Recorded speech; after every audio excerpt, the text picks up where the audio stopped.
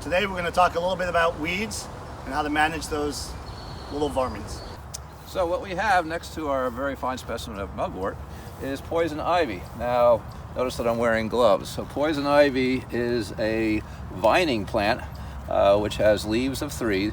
It's oftentimes confused with woodvine or Parthenocissus, which has leaves of 5. So that's the main distinguishing feature.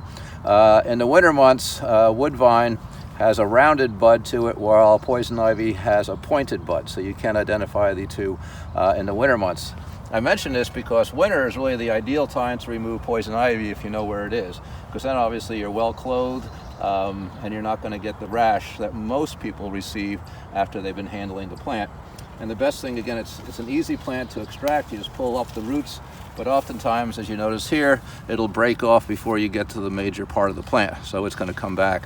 So much like Matt was saying with the mugwort and the thistle, you need to constantly extract and remove the plant so that it weakens and eventually will die.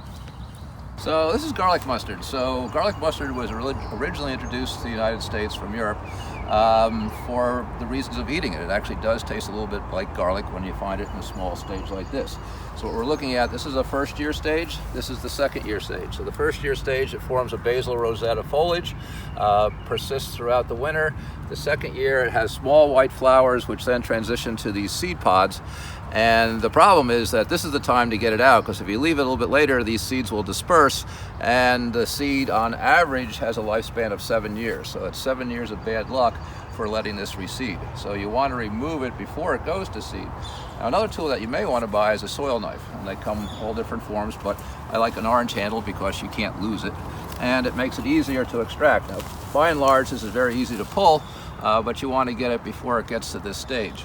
And if you see it at this stage, this is when you really want to get it out, because it's a little bit more difficult to extract when it's young, but by getting it out, this will again prevent it from flowering and going to seed the next year. The other thing which most people don't realize is that the root system on this actually destroys the beneficial fungus in the soil called mycorrhiza.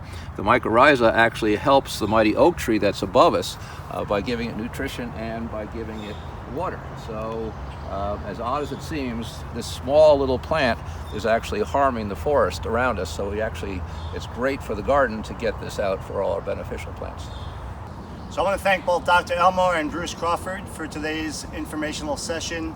We wish you all the best throughout the rest of the spring and summer and fall. Stay safe. Happy gardening.